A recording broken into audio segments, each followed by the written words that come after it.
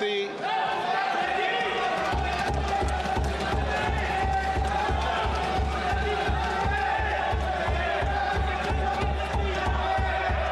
Honorable Speaker, I present the budget for 25-26.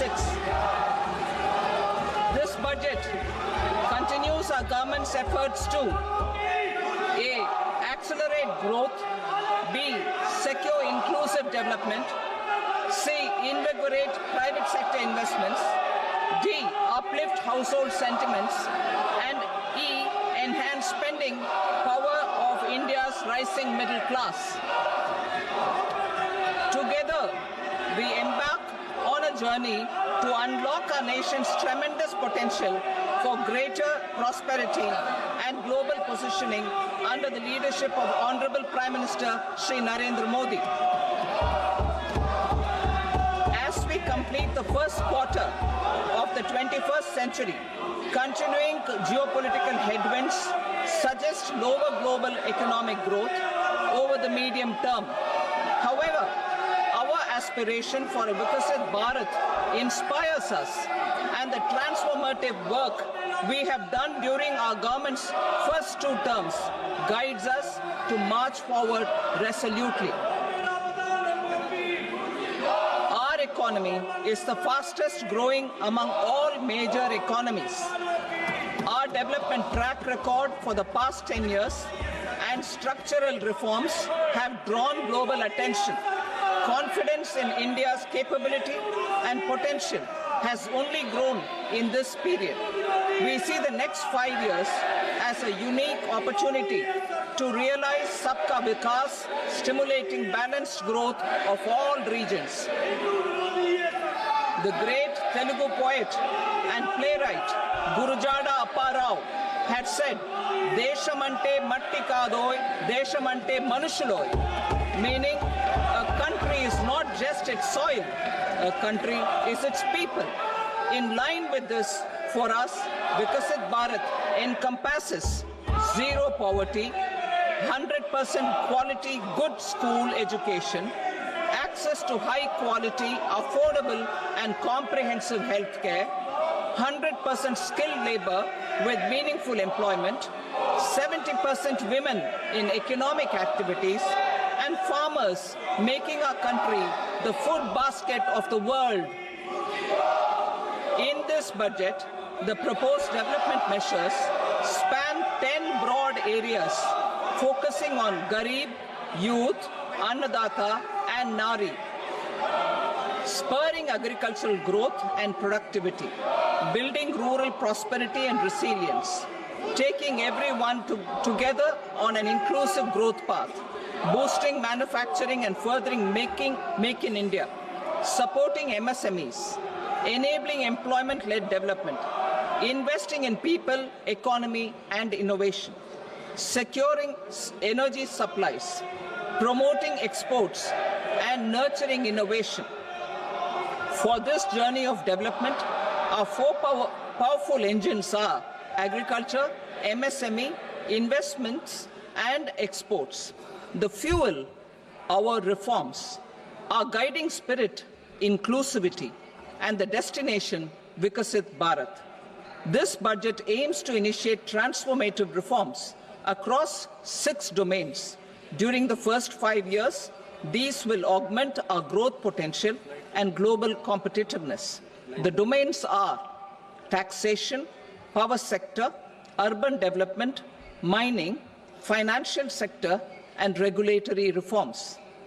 Agriculture as the first engine. Now I move to specific proposals, beginning with agriculture as the first engine.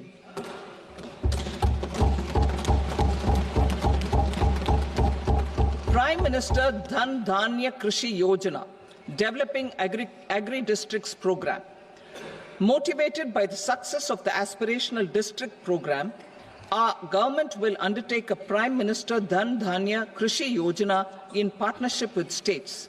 Through the convergence of existing schemes and specialized measures, the program will cover 100 districts with low productivity, moderate crop intensity, and below average credit parameters.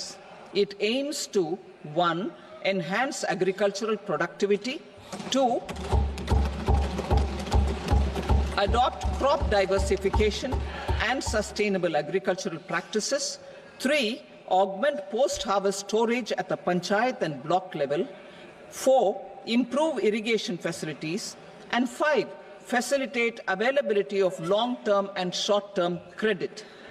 This program is likely to help 1.7 crore farmers. Building rural prosperity and resilience. A comprehensive multi-sectoral rural prosperity and resilience program will be launched in partnership with the states. This will address underemployment in agriculture through skilling, investment, technology, and invigorating the rural economy. The goal is to generate ample opportunities in rural areas so that migration is an option but not a necessity. The program will focus on rural women, young farmers, rural youth, marginal and small farmers, and landless families. The details are in Annexure A. Domestic best practices will be incorporated, and appropriate technical and financial assistance will be sought from multilateral development banks. In Phase 1, 100 developing agri-districts will be covered. Atmanirbharta in pulses. Our government is implementing the National Mission for Edible Oilseed for achieving Atmanirbharta in edible oils. Our farmers have the capability to grow enough for our needs and more. 10 years ago, we made concerted efforts and succeeded in achieving near self-sufficiency in pulses. Farmers responded to the need by increasing the cultivated area by 50%, and government arranged for procurement and remunerative prices. Since then, with rising incomes and better affordability, our consumption of pulses has increased significantly. Our government will now launch a 6-year mission for Atmanirbharta in pulses with a special focus on Tuar, Urad and Masoor. Details are in Annexure B.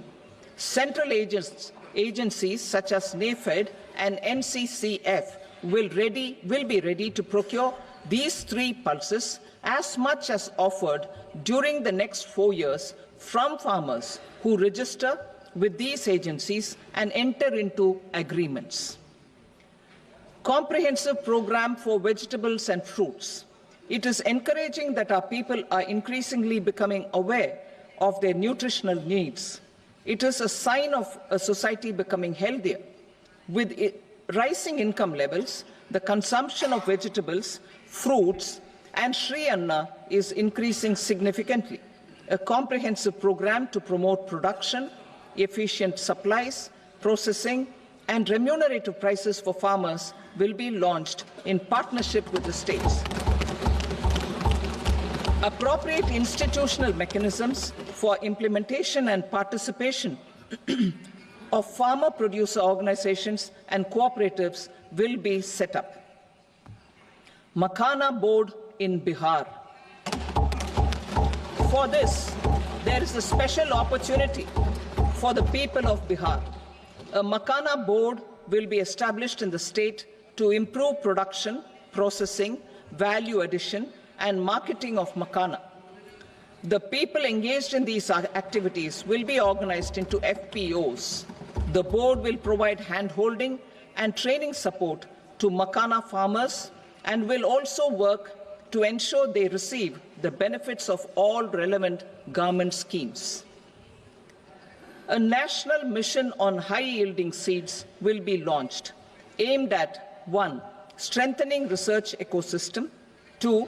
Targeted development and propagation of seeds with high yield, pest resistance, and climate resilience, and 3. Commercial availability of more than 100 seed varieties released since July 2024. India ranks second largest globally in fish production and aquaculture. seafood exports are valued at 60,000 crore rupees. To unlock the untapped potential of the marine sector, our government will bring in an enabling framework for sustainable harnessing of fisheries from Indian exclusive economic zone and high seas, with a special focus on the Andaman and Nicobar and Lakshadweep Islands. For the benefit of lakhs of cotton growing farmers, I am pleased to announce a mission for cotton productivity. This 5-year mission will facilitate significant improvements in productivity and sustainability of cotton farming and promote extra long staple cotton varieties. The best of science and technology support will be provided to farmers. Aligned with our integrated 5F vision for the textile sector, this will help in increasing incomes of the farmers and ensure a steady supply of quality cotton for rejuvenating India's traditional textile sector. Kisan credit cards facilitate short-term loans for 7.7 crore farmers, fishermen, and dairy farmers. The loan limit under modified interest subvention scheme will be enhanced from 3 lakh rupees to 5 lakh rupees for loans taken through the KCC. For Atmanirbharta in urea production, our government had reopened 3 dormant urea plants in the eastern region. To further augment urea supply, a plant with annual capacity of 12.7 lakh metric tons will be set up at Namrup in Assam.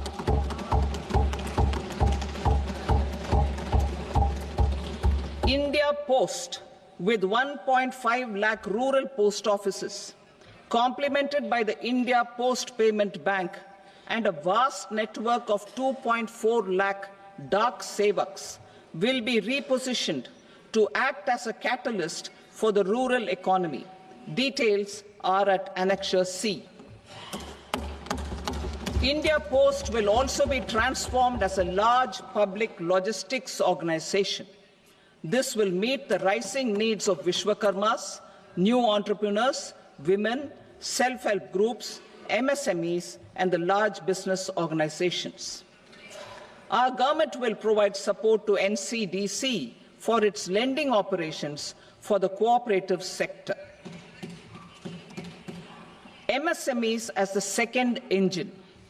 Now I move to MSMEs as the second engine, which encompasses manufacturing and services with a focus on MSMEs numbering 5.7 crores. Currently, over 1 crore registered MSMEs, employing 7.5 crore people and generating 36% of our manufacturing, have come together to position India as a global manufacturing hub. With their quality products, these MSMEs are responsible for 45% of our exports. To help them achieve higher efficiencies of scale, technological upgradation, and better access to capital, the investment and turnover limits for classification of all MSMEs will be enhanced to 2.5 and 2 times respectively. This will give them the confidence to grow and generate employment for our youth. The details are given in Annexure D. To improve access to credit, the credit guarantee cover will be enhanced. First, for micro and small enterprises from 5 crore to 10 crore rupees, leading to additional credit of 1.5 lakh crores in the next 5 years. Second, for startups from 10 crore rupees to 20 crore rupees, with the guarantee fee being moderated to 1% for loans in 27 focus sectors which are important for Atmanirbhar Bharat. And for well-run exporter MSMEs, for term loans up to 20 crore rupees. Also for the micro enterprises, we will introduce customized credit cards with a 5 lakh rupee limit for micro enterprises registered on Udyam portal. In the first year, 10 lakh such cards will be issued. Fund of funds for startups. The alternate investment fund, AIFs, for startups have received commitments of more than 91,000 crores rupees. These are supported by the fund of funds set up with the Government of India's contribution of 10,000 crore rupees. Now, a new fund of funds with expanded scope and a fresh contribution of another 10,000 crore rupees will be set up.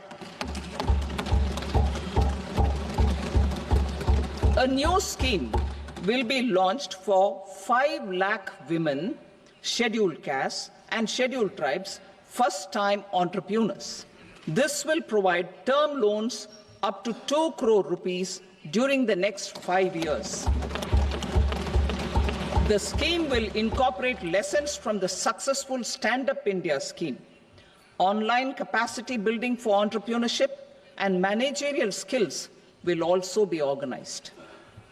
Measures for labor-intensive sectors. To promote employment and entrepreneurship opportunities in labor-intensive sectors, our government will undertake specific policy and facilitation measures. To enhance the productivity, quality, and competitiveness of India's footwear and leather sector, a focused product scheme will be implemented.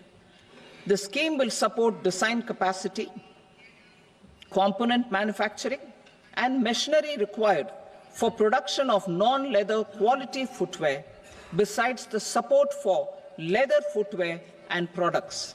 The scheme is expected to facilitate employment for 22 lakh persons, generate over 4 lakh crore rupees, and exports of over 1.1 lakh crore rupees.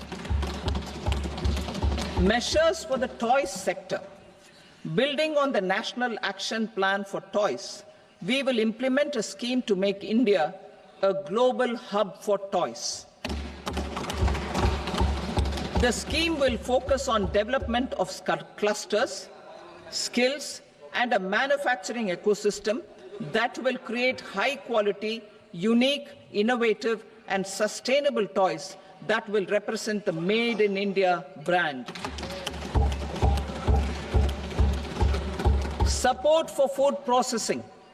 In line with our commitment towards Purvodaya, we will establish a National Institute of Food Technology, Entrepreneurship and Management in Bihar. The institute will provide a strong fillip to food processing activities in the entire eastern region. This will result in 1. Enhanced income for the farmers through value addition to their produce, and 2. Skilling entrepreneurship and employment opportunities for the youth. Manufacturing mission, furthering Make in India. Our government will set up a national manufacturing mission covering small, medium, and large industries for furthering Make in India by providing policy support, execution roadmaps, governance, and monitoring framework for central ministries and states. Details are in Annexure E. Given our commitment to climate-friendly development, the mission will also support clean tech manufacturing. This will aim to improve domestic value addition and build our ecosystem for solar PV cells, EV batteries, motors and controllers, electrolyzers, wind turbines, very high voltage transmission equipment, and grid-scale batteries. Investment as the third engine. Now I move to investment as the third engine, which encompasses investing in people, investing in the economy, and investing in innovation. Investing in people. Saksham Anganwadi and Poshan 2.0.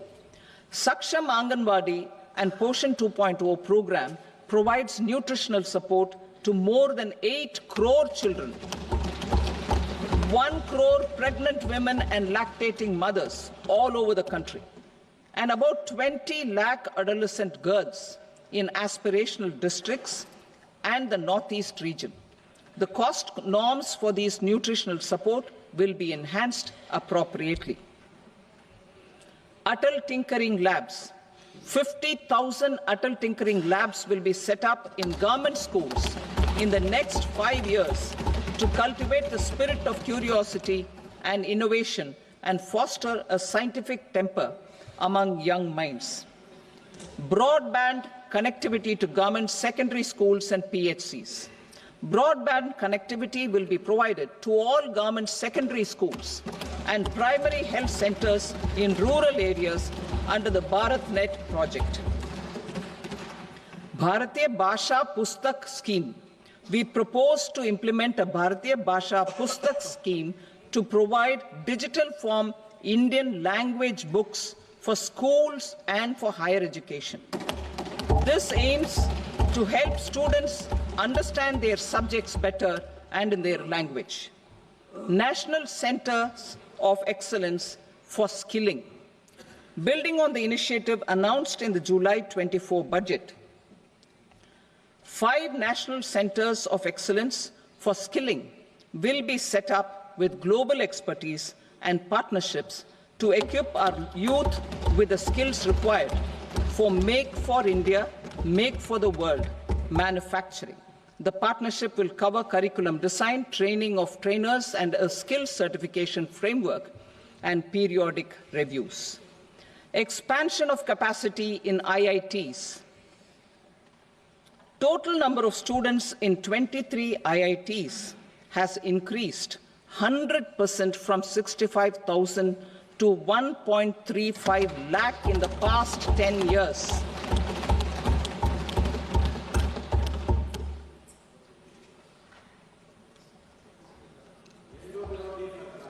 Additional infrastructure will be created in the 5 IITs started after 2014 to facilitate education for 6,500 more students. Hostel and other infrastructure capacity at IIT Patna will also be expanded.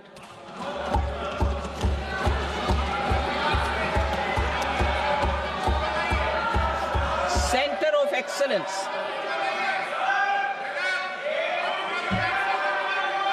Center of Excellence in AI for Education. I had announced 3 centers of excellence in artificial intelligence for agriculture, health, and sustainable cities in 2023. Now a center of excellence in artificial intelligence for education will be set up with a total outlay of 500 crores. Expansion of medical education. Our government has added almost 1.1 lakh undergraduate and postgraduate medical education seats in 10 years, an increase of 130%. In the next year, 10,000 additional seats will be added in medical colleges and hospitals towards the goal of adding 75,000 seats in the next 5 years. Daycare cancer centers in all district hospitals. Our government will facilitate setting up of daycare cancer centers in all district hospitals in the next 3 years. 200 centers will be established in 25-26 itself. Strengthening urban livelihoods. Our government has been giving priority to assisting urban poor and vulnerable groups. A scheme for socio-economic upliftment of urban workers will be implemented to help them improve their incomes, have sustainable livelihoods, and a better quality of life. PM Swanidhi scheme has benefited more than 68 lakh street vendors, giving them respite from high high-interest informal sector loans. Building on this success, the scheme will be revamped with enhanced loans from banks, UPI-linked credit cards with 30,000 rupees limit, and capacity-building support. Social Security Scheme for welfare of online platform workers. Gig workers of online platforms provide great dynamism to the new age services economy. Recognizing their contribution, our government will arrange for their identity cards and registration on the e-Shram portal. They will be provided health care under PM Jan Arogya Yojana. This measure is likely to assist nearly 1 crore gig workers.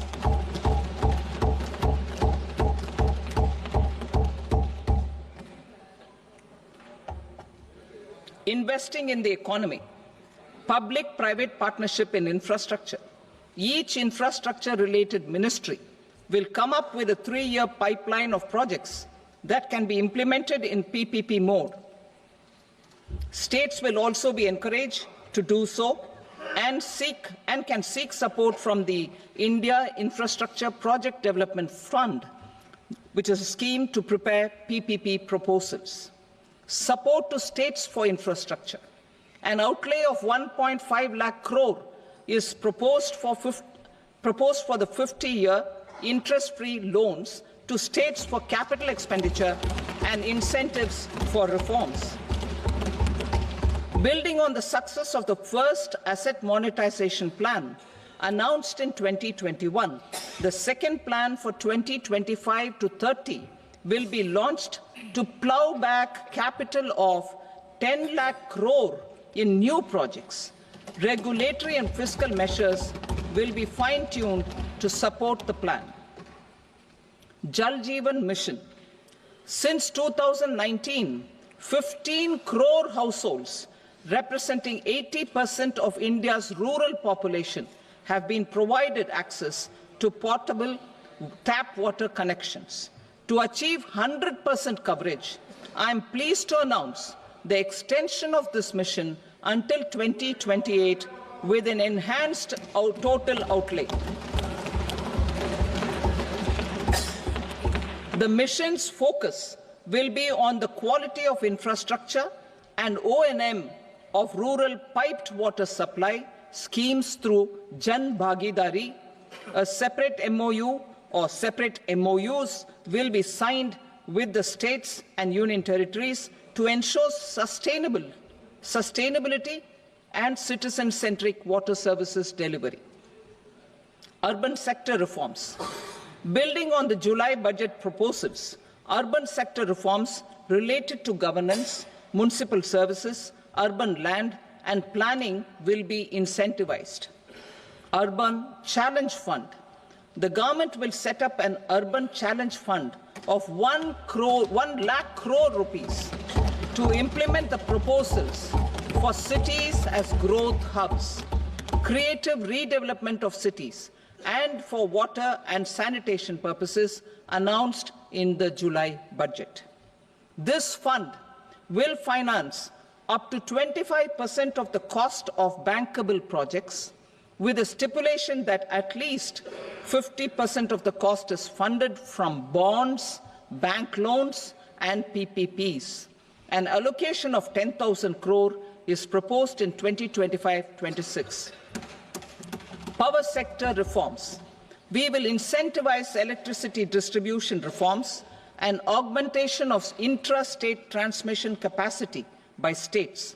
This will improve financial health and capacity of electricity companies. Additional borrowing of 0.5% of GSDP will be allowed to states contingent on these reforms. Nuclear energy mission for Vikasit Bharat. Development of at least 100 gigawatt of nuclear energy by 2047 is essential for our energy transition efforts. For an active partnership with the private sector towards this goal, amendments to the Atomic Energy Act and the Civil Liability for Nuclear Damage Act will be taken up.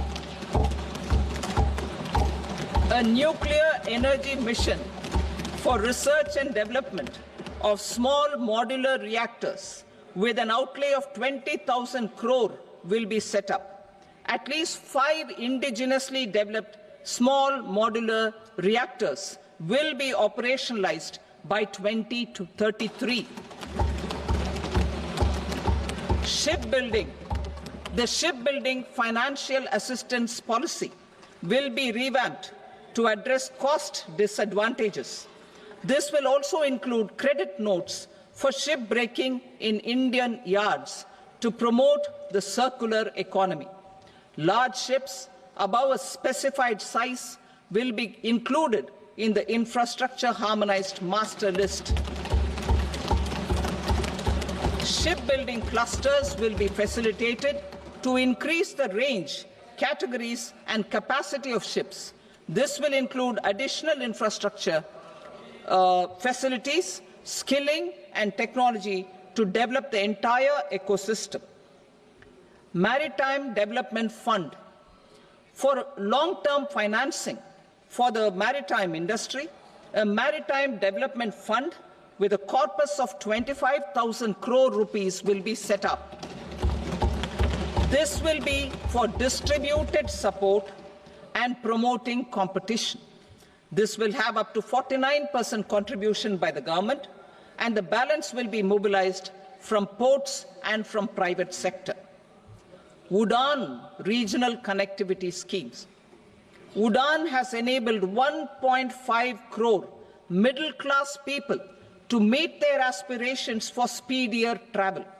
The scheme has connected 88 airports, and operationalized 619 routes. Inspired by that success, a modified UDAN scheme will be launched to enhance regional connectivity to 120 new destinations and carry 4 crore passengers in the next 10 years. 4 crore additional passengers in the next 10 years. The scheme will also support helipads and smaller airports in hilly, aspirational, and northeast regional districts. Greenfield airports will be facilitated in Bihar to meet the future needs of the state. These will be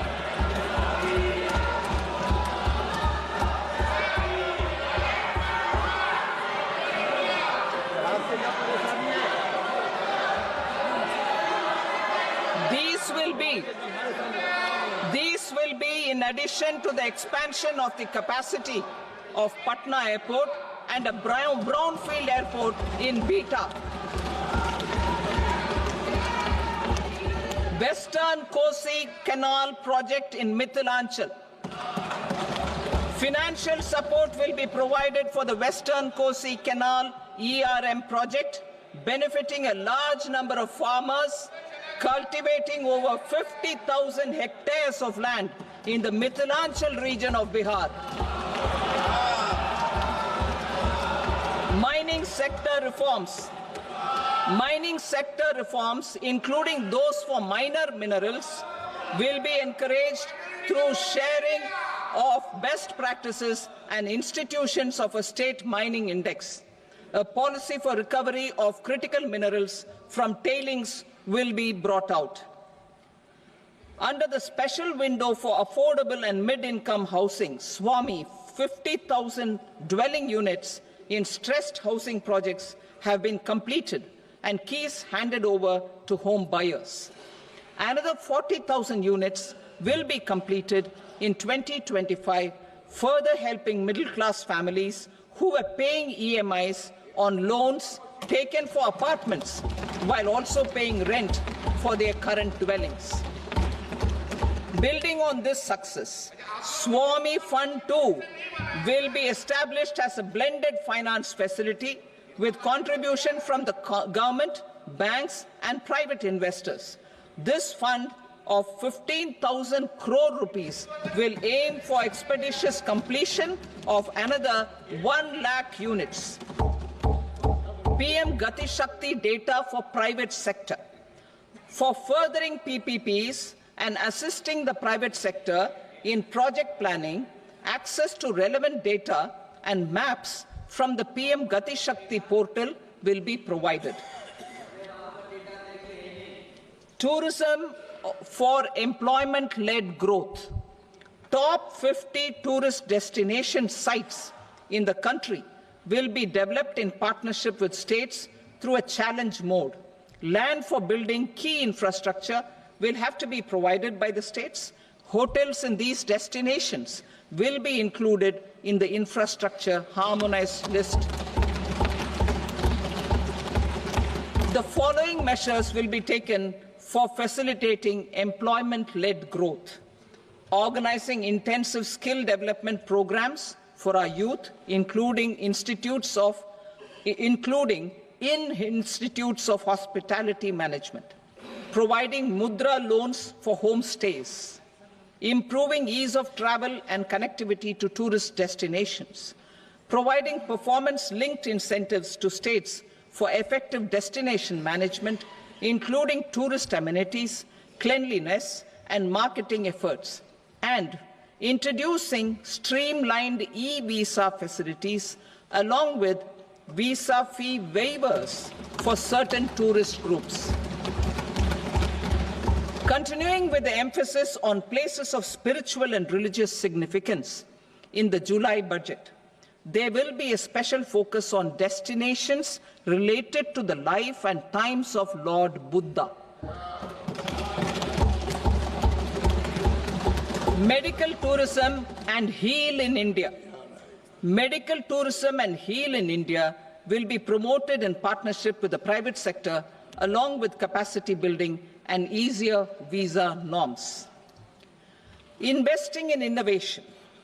To implement private sector-driven research, development, and innovation initiatives announced in the July budget, I am now allocating 20,000 crore rupees for this purpose.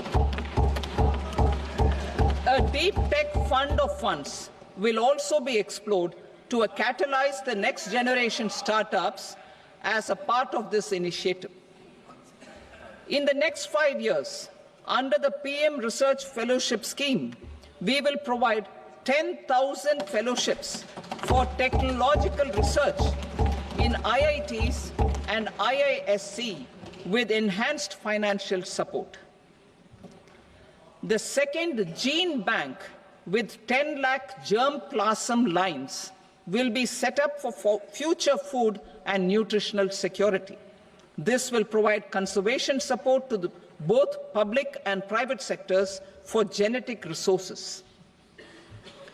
We will start a national geospatial mission to develop foundational geospatial infrastructure and data. Using PM Gati Shakti, this mission will facilitate modernization of land records, urban planning, and design of infrastructure projects. A Gyan Bharatam mission for survey, documentation, and conservation of our manuscript heritage with academic institutions, museums, libraries, and private collectors will be undertaken to cover more than 1 crore manuscripts. We will set up a national digital repository of Indian knowledge systems for knowledge sharing. Now I move to exports as the fourth engine.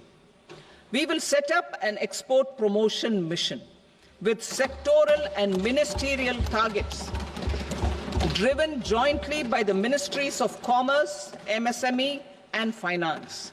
It will facilitate easy access to export credit, cross-border factoring support, support to MSMEs to tackle non-tariff measures in overseas markets.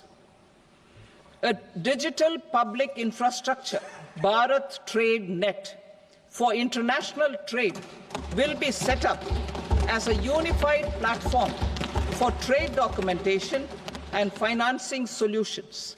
This will complement the Unified Logistics Interface Platform.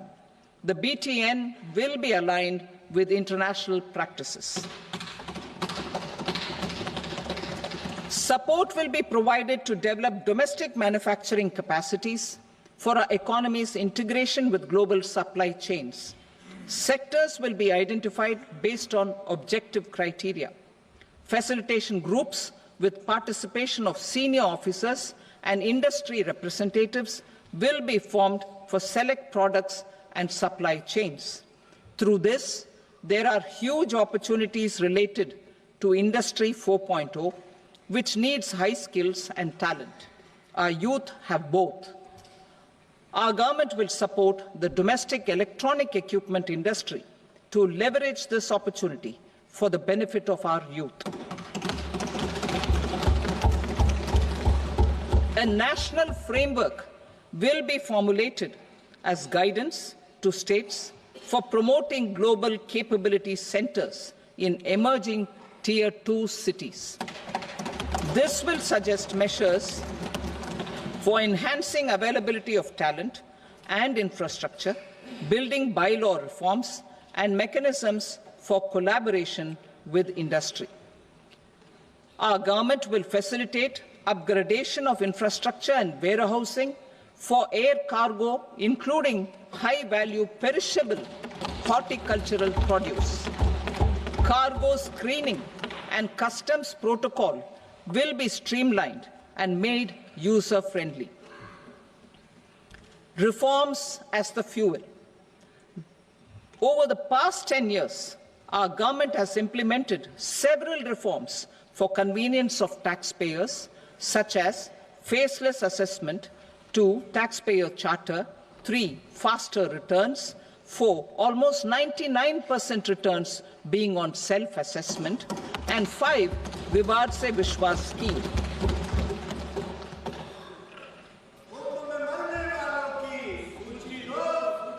Continuing these efforts, I reaffirm the commitment of the Tax Department to trust first, scrutinize later. I also propose to introduce the new income tax bill next week. I will detail the indirect tax reforms and changes in direct taxes in Part B. Financial sector reforms. The FDI limit for the insurance sector will be raised from 74 to 100%. This enhanced limit will be available for those companies which invest the entire premium in India. The current guardrails and conditionalities associated with foreign investment will be reviewed and simplified. The services of India Post Payment Bank will be deepened and expanded in rural areas. NABFID will set up a partial credit enhancement facility for corporate bonds for infrastructure. Public sector banks will develop Grameen Credit Score framework to serve the credit needs of SHG members and people in rural areas. A forum for regulatory coordination and development of pension products will be set up. To implement the earlier announcement on simplifying the KYC processes, the revamped Central KYC Registry will be rolled out in 2025. We will also implement a streamlined system for periodic updating. Requirements and procedures for speedy approval of company mergers will be rationalized. The scope for fast-track mergers will also be widened and the process made simpler. As proposed in the interim budget, we signed bilateral investment treaties with 2 countries in 2024 to encourage sustained foreign investment, and in the spirit of First Develop India, the current model BIT will be revamped and made more investor-friendly. In the last 10 years, in several aspects, including financial and non-financial, our government has demonstrated a steadfast commitment to ease of doing business. We are determined to ensure that our regulations must keep up with technological innovations and global policy developments. A light-touch regulatory framework based on principles and trust will unleash productivity and employment. Through this framework, we will update regulations that were made under old laws. To develop this modern, flexible, people-friendly and trust-based regulatory framework appropriate for the 21st century, I propose 4 specific measures. A high-level committee for regulatory reforms will be set up for a review of all non-financial sector regulations, certifications, licenses and permissions. The committee will be expected to make recommendations within a year. The objective is to strengthen trust-based economic governance and take transformational measures to enhance ease of doing business, especially in matters of inspection and compliances. States will be encouraged to join in this endeavour. An investment friendliness index of states will be launched in 2025 to further the spirit of competitive, cooperative federalism. Under the Financial Stability and Development Council, a mechanism will be set up to evaluate impact of the current financial regulations and subsidiary instructions. It will also formulate a framework to enhance their responsiveness and development of the financial sector. In the Jan Vishwas Act 2023, more than 180 legal provisions were decriminalized. Our government will now bring up the Jan Vishwas Bill 2.0 to decriminalize more than 100 provisions in various laws. I now move to fiscal policy.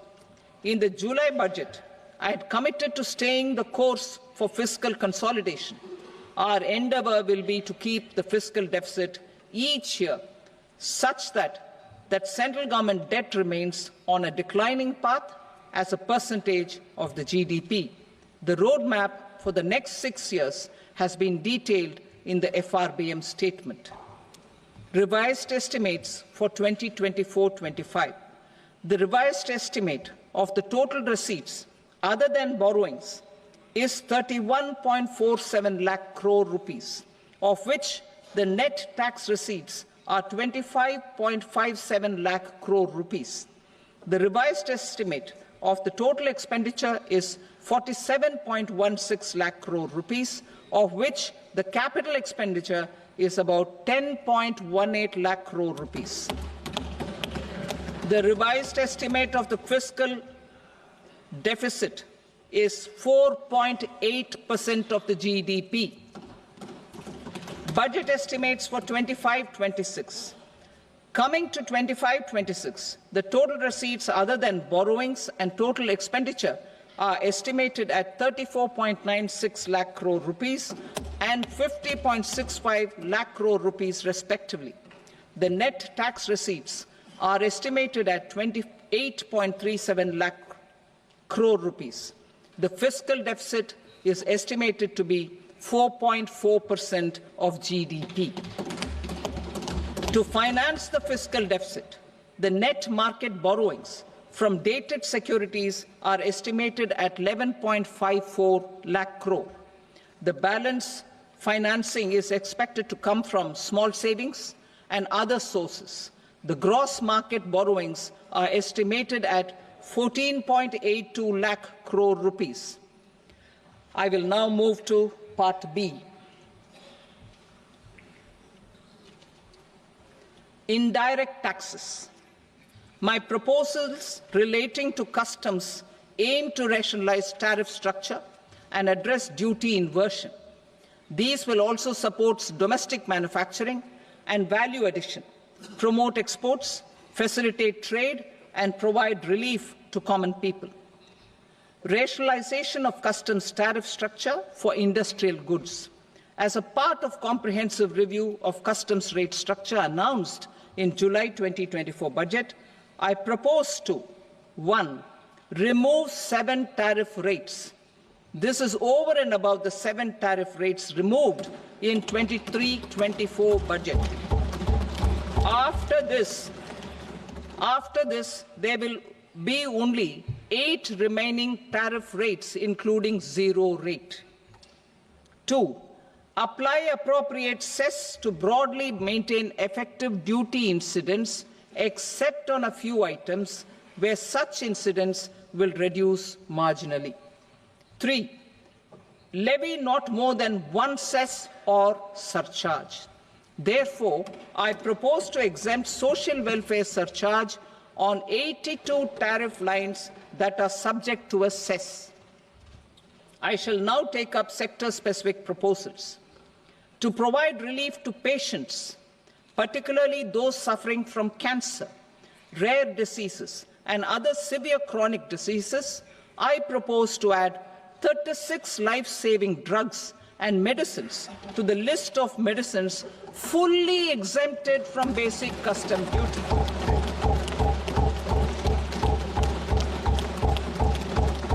I also propose to add 6 life-saving medicines to the list attracting concessional custom duty of 5%.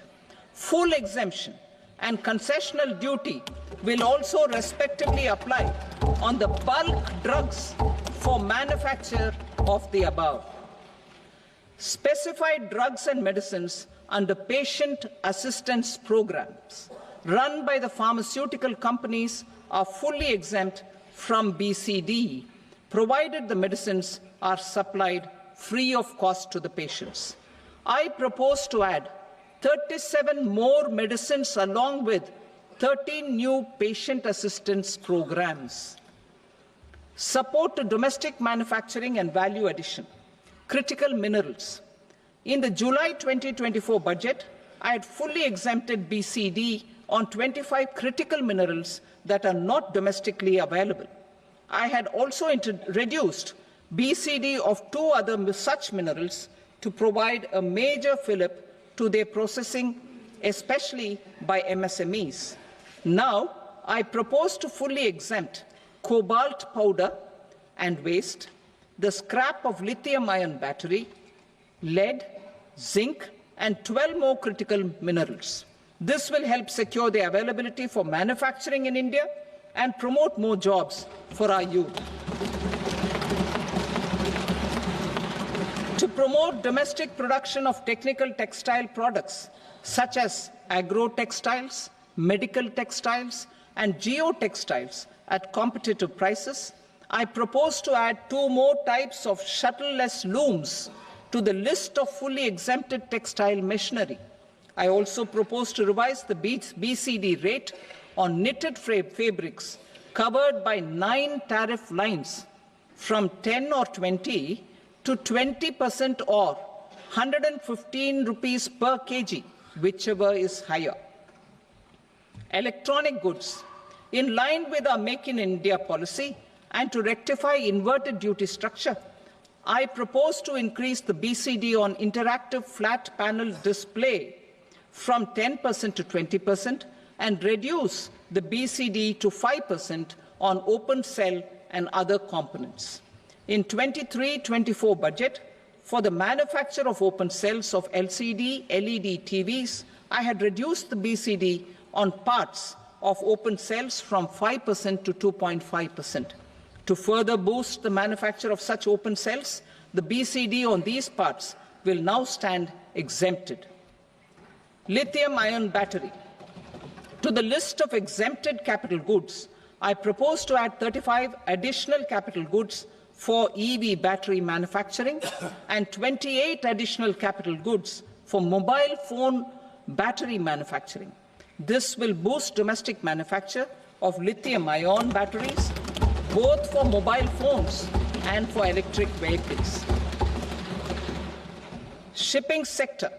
Considering that shipbuilding has a long gestation period, I propose to continue the exemption of BCD on raw materials, components, consumables, or parts for the manufacture of ships for another 10 years.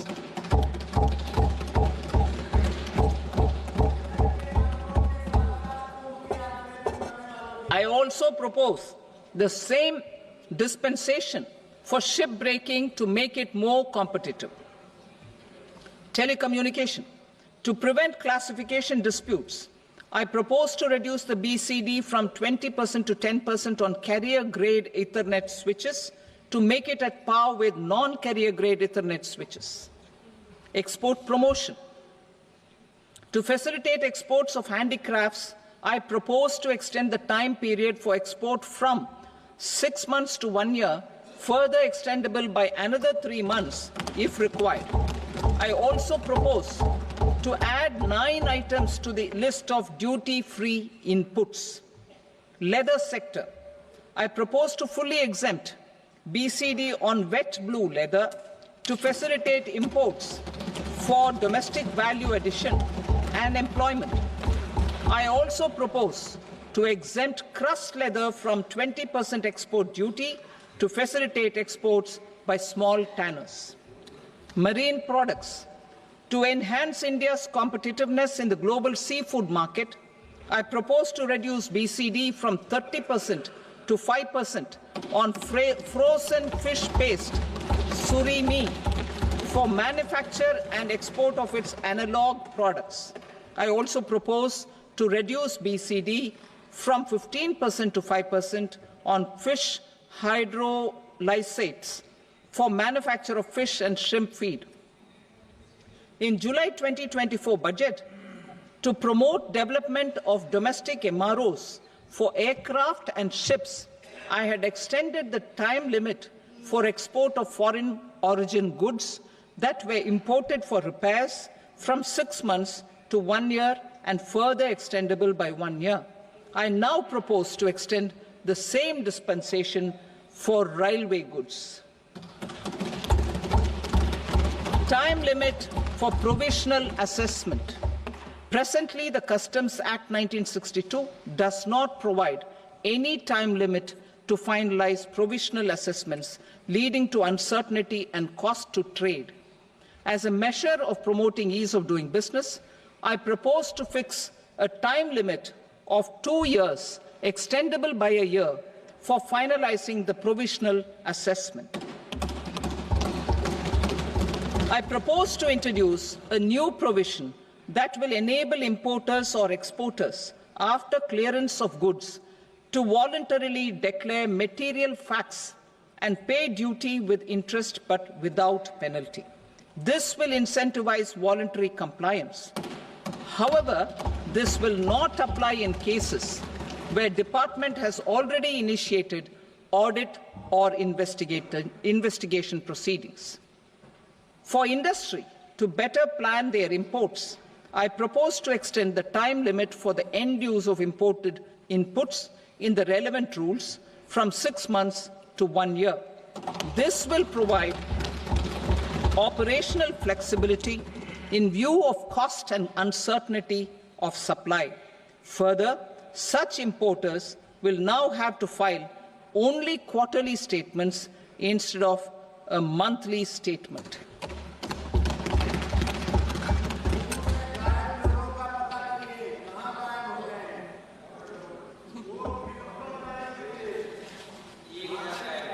I now come to my direct tax proposals. In Part A, I have briefly underlined taxation reforms as one of key reforms to realize our vision of Vikasit Bharat. In respect of criminal law, our government had earlier ushered in Bharatiya Nyaya Sanhita, replacing Bharatiya Danda Sanhita. I am happy to inform this august House and the country that for new income tax bill will carry forward the same spirit of Nyaya in its drafting as well. The new bill will be clear and direct in text, with close to half of the present law in terms of both chapters and words. It will be simple to understand for taxpayers and tax administrators, leading to tax certainty and reduced litigation. Reforms, however, are not a destination. They are means to achieve good governance for our people and economy. Providing good governance primarily involves being responsive. The Tirukkural captures this in verse 542, which reads, Vaanokki vaazhum ulagallam, mannavan kol nokki vaazhum kudi. Meaning, just as the living beings live expecting rains, citizens live expecting good governance. Our government is committed to keeping an ear to the ground and a finger on the pulse and responding while balancing our national building efforts.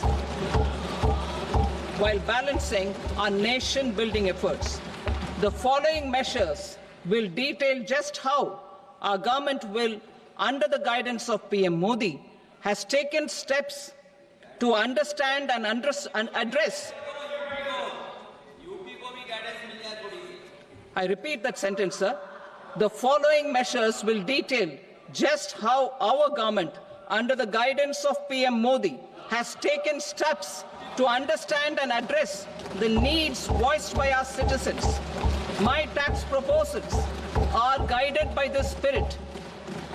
The objectives of my proposals are as follows. Personal income tax reforms with special focus on middle class. Rationalization of TDS and TCS for easing difficulties. Encouraging voluntary compliance. Reducing compliance burden. Ease of doing business, employment and investment. I will come to my proposal on personal income tax towards the end.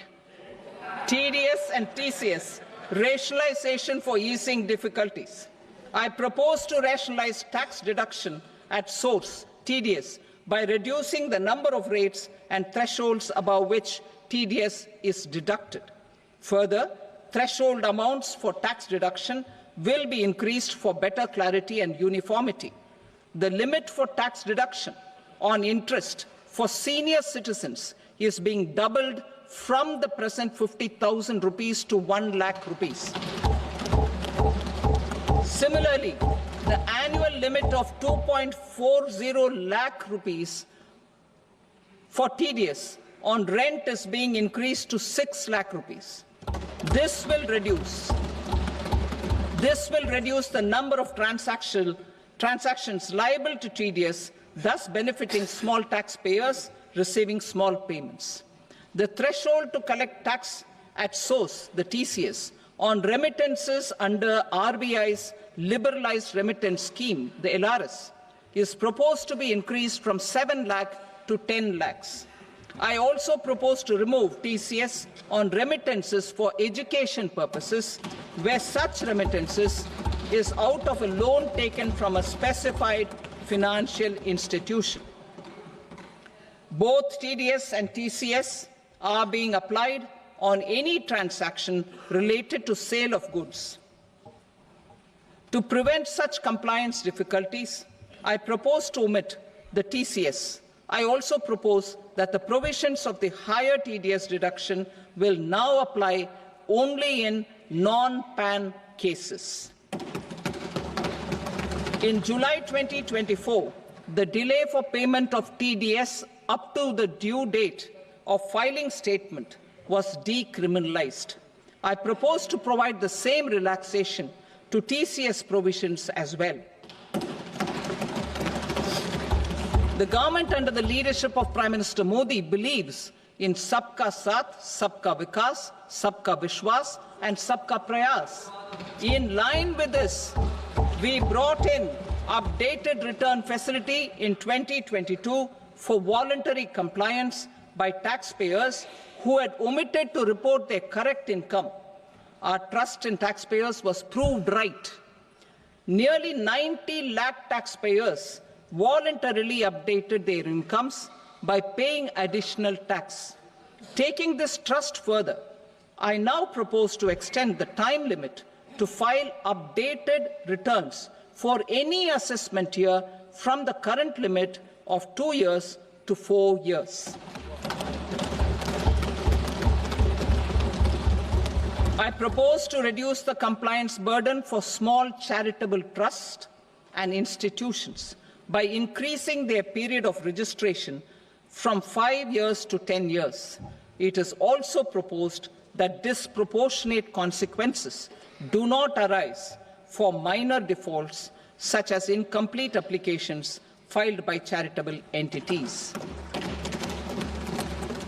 Presently, taxpayers can claim the annual value of self-occupied properties as nil only on the fulfillment of certain conditions. Considering the difficulties faced by taxpayers, it is proposed to allow the benefit of 2 such self-occupied properties without any condition. To streamline the process of transfer pricing and to provide an alternative to yearly examination, I propose to introduce a scheme for determining arm's length price of international transaction for a block period of 3 years. This will be in line with global best practices. With a view to reduce litigation and provide certainty in international taxation, the scope of safe harbor rules is being expanded. A number of senior and very senior citizens have very old national savings schemes accounts. As interest is no longer payable on such accounts, I propose to exempt withdrawals made from NSS by individuals on or after 29th August 2024. I am also proposing to allow similar treatment to NPS Vatsalya accounts as is available to normal NPS accounts subject to overall limits. In my speech in July 2024, I had promised that all processes, including giving effect to appellate orders, shall be digitalized and made paperless over the next 2 years. So I'm happy to announce that digitalization is being made operational now. In July 2024, we brought in the Vivad Se Vishwas scheme to resolve income tax disputes pending in appeal. The scheme has received a great response, with nearly 33,000 taxpayers having availed of the scheme to settle their disputes. I have a few proposals to promote investment and employment. It is proposed to provide a presumptive taxation regime for non-residents who provide services to a resident company that is establishing or operating an electronics manufacturing facility. I further propose to introduce a safe harbor for tax certainty for non-residents who store components for supply to specified electronics manufacturing units. Presently, the tonnage tax scheme is available only to sea-going ships. The benefits of existing tonnage tax scheme are proposed to be extended to inland vessels registered under the Indian Vessels Act 2021 to promote inland water transport in the country. Extension for incorporation of startups. We continue to support the Indian startup ecosystem. I propose to extend the period of incorporation by 5 years to allow the benefit available to startups which are incorporated before 1/4/2030. In order to attract and promote additional activities in the IFSC, I am inter alia proposing specific benefits to ship leasing units, insurance offices, and treasury centers of global companies which are set up in IFSC. Further, to claim benefits, the cut-off date for commencement in IFSC has also been extended by 5 years to 31/3/2030. Category 1 and Category 2 AIFs are undertaking investments in infrastructure and other such sectors. I propose to provide certainty of taxation to these entities on the gains from securities, to promote funding from sovereign wealth funds and pension funds to the infrastructure sector. I propose to extend the date of making an investment by 5 more years up to 31st March 2030.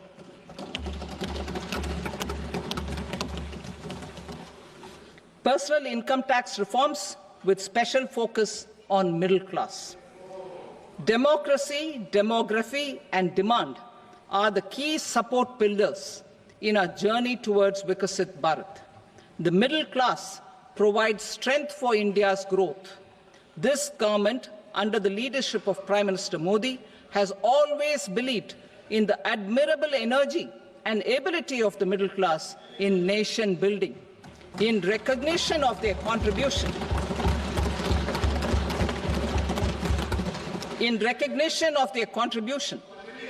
we have periodically reduced their tax burden.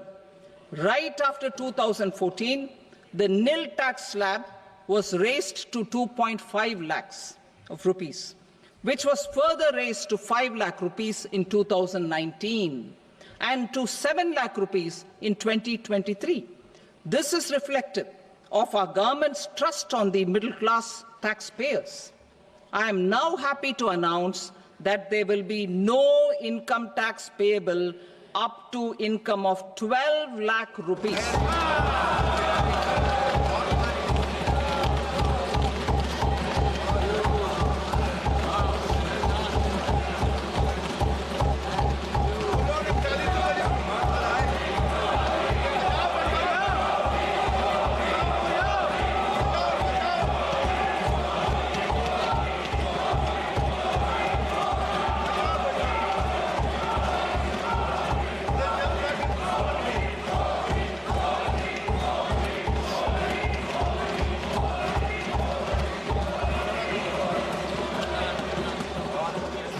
So, average income of 1 lakh per month, other than the special rate income such as capital gains, under the new regime. This limit will be 12.75 lakh for salaried taxpayers due to the standard deduction of 75,000. Slabs and rates are being changed across the board to benefit all taxpayers. The new structure will substantially reduce the taxes of the middle class and leave more money in their hands, boosting household consumption, savings and investment. In the new tax regime, I propose to revise tax rate structures as follows: 0 to 4 lakh rupees nil, 4.8 lakh rupees to 4 to 8 lakh rupees 5%, 8 to 12 lakh rupees 10%, 12 to 16 lakh rupees 15%, 16 to 20 lakh rupees 20%, 20 to 24 lakh rupees 25%, and above 24 lakh rupees 30%. To taxpayers up to 12 lakh of normal income, other than special rate income such as capital gains. I read that again.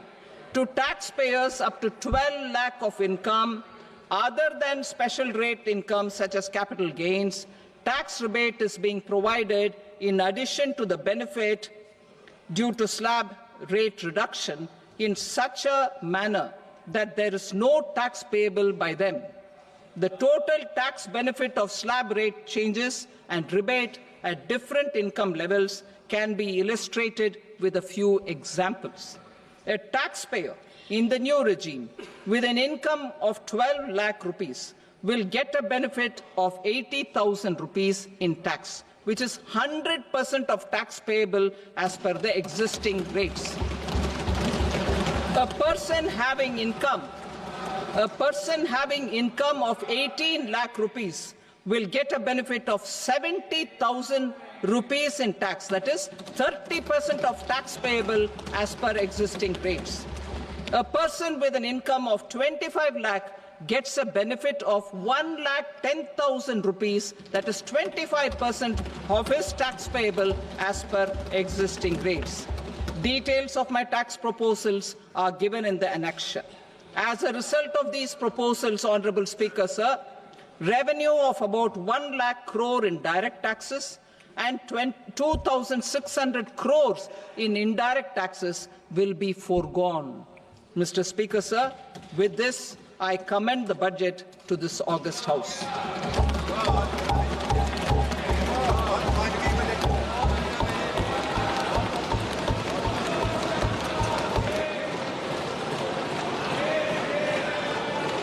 Item number 2, Srimati Nirmala Sitharaman. Sir, with your permission, I rise to lay on the table the following statements under Section 3(1) of the Fiscal Responsibility and Budget Management Act 2003. Medium-term fiscal policy cum fiscal policy strategy statement and macroeconomic framework statement.